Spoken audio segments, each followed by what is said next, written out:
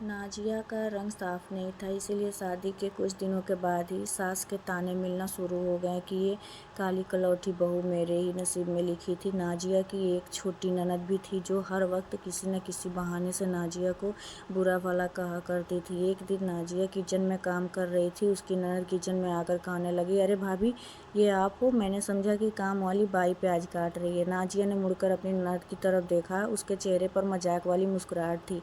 उस दिन के बाद नाजिया ने खुद पर ध्यान देना शुरू कर दिया ताकि कोई उसे काम वाली बाई ना समझे, क्योंकि काम वाली बाई भी काली थी। लड़की चाहे गोरी हो या काली, उसे ईश्वर ही ने तो पैदा किया है, लेकिन हमारी सोसाइटी ने आज ये कानून बना रखा है कि हर काले रंग वाली लड़की बेचारी सारी उम्र दूसरे लोगों का मजाक बनती रहती हैं। एक दिन नाजिया अपनी बहन के यहाँ जाने के लिए तैयार हुई तो उसने लाल रंग का एक खूबसूरत सूट पहना, थोड़ा बहुत मेकअप भी कर लिया। वो हकीकत में देखने में फ्रेश और अच्छी लग रही थी।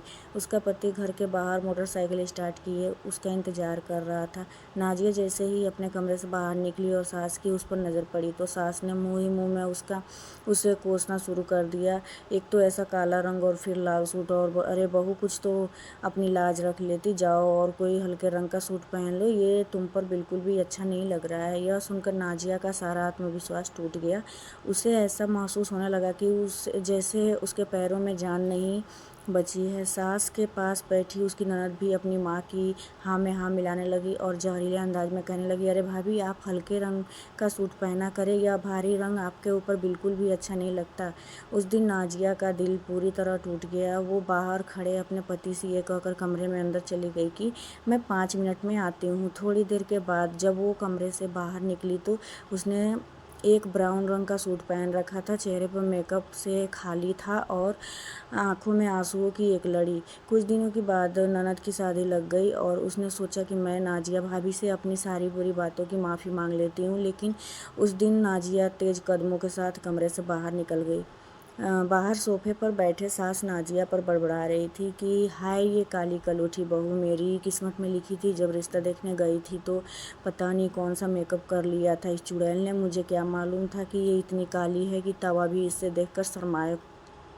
नाजिया अब सास की इन कड़वी कसौटी बातों की आदी बन चुकी थी।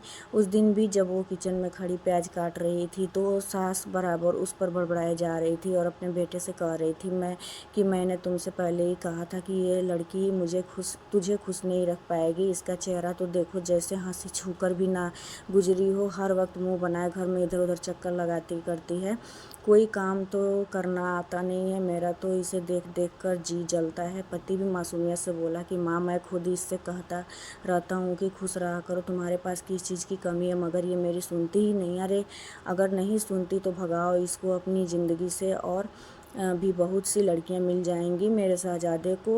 उसी वक्त घर के दरवाजे पर दस्तक हुई और एक मेहमान घर के अंदर आए। मेहमान के आने से सास की जुबान रुकी और शायद नाजिया के आंसू भी। अरे नहीं, नाजिया तो अभी भी रो रही थी, उसकी आंखों से बराबर आंसू निकले जा रहे थे। शायद प्याज कड़वा था या फिर सास की बातें। आने वाला मेहमान कोई और नहीं बल्कि नाजिया की ननद थी, जो शादी के बाद आज पहली बार घर आई थी। नाजिया सुबह से किचन में अकेली काम कर रही थी। उसने मेहमानों के लिए बिरयानी बनाई, सालन में कोफ्ते और मीठे में ड्राई फ्राइड रायता बनाने के लिए दही लेने को फ्रिज खोला तो उसमें दही नहीं था। उसने सोचा कि अम्मी से कहकर दही मंगवा लेती हूँ। वो अम्मी की कमरे में की तरफ बढ़ी, लेकिन कमरे के बाहर पहुँचते ही नाजिया के कदम रुक गए, क्योंकि अंदर से उसकी ननद की रोने की आवाज़ आ रही थी। वो अपनी माँ से लिपट कर रो रही थी और कह रही थी कि मेरी सास मुझसे कह रही थी कि सिर्फ गोरा होने से कुछ नहीं होता, माँ बाप को कुछ काम करना भी सिखाना चाहिए। मेरी सास मुझे जब भी देखती हैं तो मुझे कोसना शुरू कर देती हैं, हर वक्त बुरा भला कहा करती हैं। मेरी शादी को तो अभी सिर्फ 12 दिन ही हुए हैं। उसे मेरा उस घर में दम घुटता है। कमरे के अंदर बैठो तो सास की बातें कमरे में घुसी बैठी रहती हैं, कोई काम नहीं करती, और बाहर निकलो तो अलग बातें। इसी जैसी फूट-फाट तो मैंने आज तक काम करने। मेरी सास हर रोज़ मेरे पति से मेरी शिकायत लगाती हैं। आज सुबह तो ऐसा हुआ कि मेरे पति ने सारे घर वालों के सामने मेरे गाल पर एक तमाचा मार दिया। कमरे में बाहर खड़ी नाजिया का दिल जैसे धड़कना भूल गया हो। सोच रही थी कि क्या इधर उधर इंसाफ ईश्वर हर बेटी का नसीब